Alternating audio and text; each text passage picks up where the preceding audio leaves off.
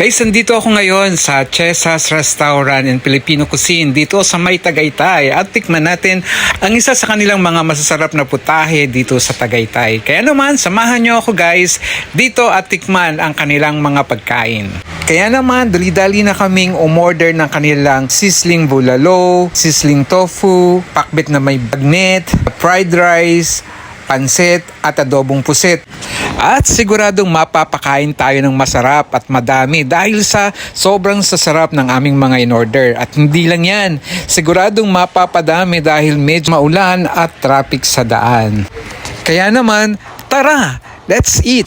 Alam nyo ba na hindi na natin kailangang elaborate kung ano bang mga lasa ng pagkain dito sapagkat napaka-authentic ang lasa at lasang lutong bahay.